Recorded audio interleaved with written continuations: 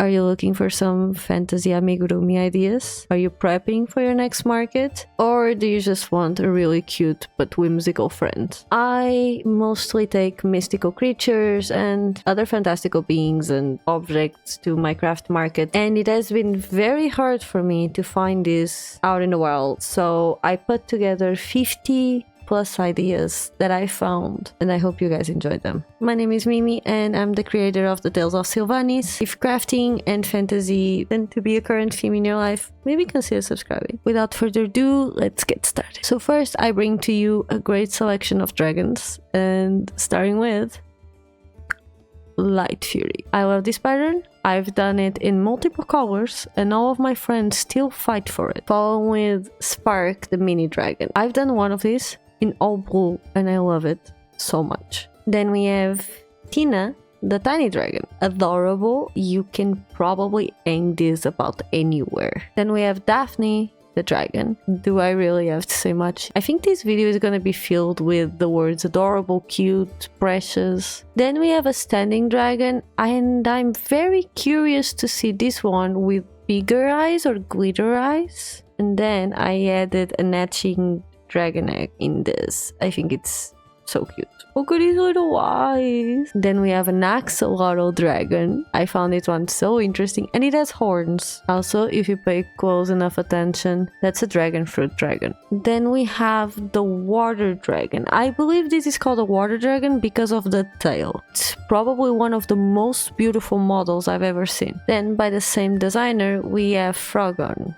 Do I really have to say anything? Moving into another category, unicorns and Pegasus. To be fair, any horse can be a unicorn with the right colors and a horn, and any unicorn can be a Pegasus with wings, or just a horse with wings. It depends on the mythology we're talking about or the design that we want. So to begin with, we are starting with this chubby unicorn, like a wolf unicorn. These are all very pastel and I'm all here for it. Then we have Hulani the unicorn. This is the tallest unicorn I could find, like a horse-shaped unicorn. The one thing about this one that I love is actually the hair, and I like big plushies. I cannot lie. Then we have a smaller version. It's called Cupcake the Chunky Unicorn. This is a wool sew free pattern, so then I found a laying down unicorn, which surprisingly was hard to find. This one says it is a perfect market unicorn and it should take you around 2 hours. And then we have Primrose, the Pegasus. I personally love it, and I also love the color palette that they picked for this. Going into a whole new category, we have Fae Creatures. So first we have Luma the Failing. It looks like a moth, it looks like a butterfly, it looks like a mixture of both, and it's pinkish purplish. The only moth I accept in my house. Then, yes, I did my research on many of these, asking Google if goblins, for example, were fae. They are. We have Grumbly the Goblin. I've been wanting to do this pattern for years. Most of these have been saved. I just had to open my favorites and my saves on all the platforms that I use on a daily basis. So, but yeah, I love this one. It looks so sleepy. Then I found a kobold Amigurumi Crochet tutorial. Still in the fake category, but we have mushroom buddies. I might have went wild on the mushrooms. You're gonna see. But first, we have this mushroom crochet tutorial. Very cute, very rounded. And then we have toadstool critters. Listen, they're just adorable. I'm sorry. And mushroom critters. You're starting to realize where I'm going with this, right? Very cute and very like kitty face. I like it so much. And then we have Mushy Crushy. One of my favorite ever stores on Etsy has the mushroom trio. I love their designs and I love how unique and different they are. And then we have Quinn, the little mushroom. It looks kind of tall to me. Going into pets, this is gonna make more sense in a second. So first we have Clara the cat. I have done this pattern so many times. I love it. Then we have a flower cat. I've been saving this one for months. Then I found this little witch cat. I think it's adorable. There are actually many like witch and then a pet name tutorials out there, but I fell in love with this one. Then we have Mochi, the axolotl kitty. And then we have the Grim Reaper cat. I love how we went from, wow, cutesy, and then it's like, death. And then we have a wizard mouse.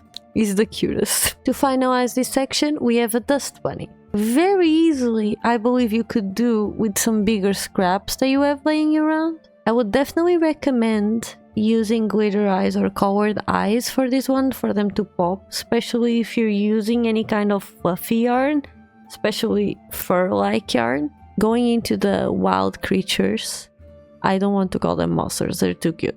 First we have the devil bear. I probably have done this one way too many times.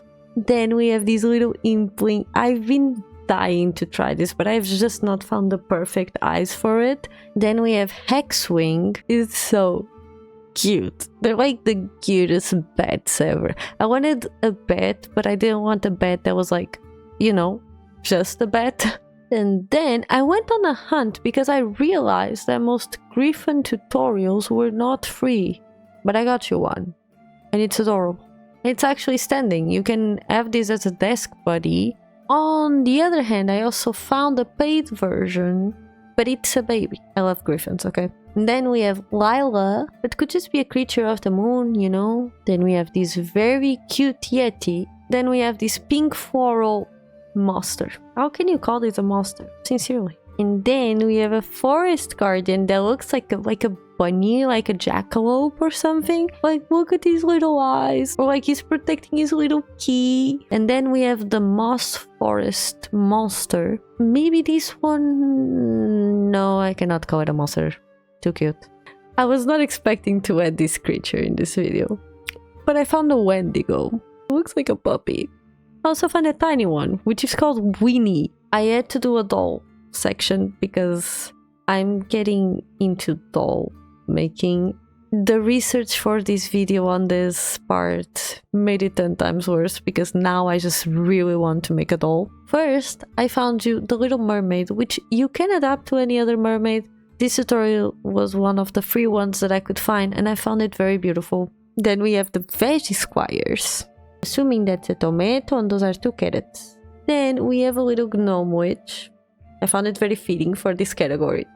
And this is where it got bad for me. First, I found a butterfly fairy. Then I found a mushroom fairy. And I also found a mushroom girl. What? It's not the same thing. The other one was a fairy. I also decided to include this woodland fairy and flower sprites.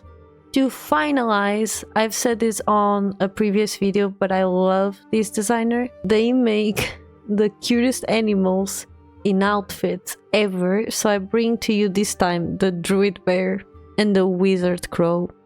Yeah, all the links to all of these patterns are linked in my description.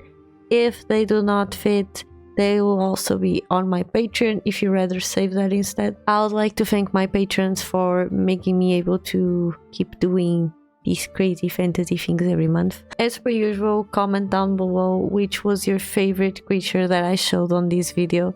If you'd like to check out more videos like this, I have done one for Dungeons and Dragons crochet ideas and also for book lovers. There is also a playlist available if you want to save it for later reference. If you liked the video, it would mean the world to me if you could give it a like or even subscribe.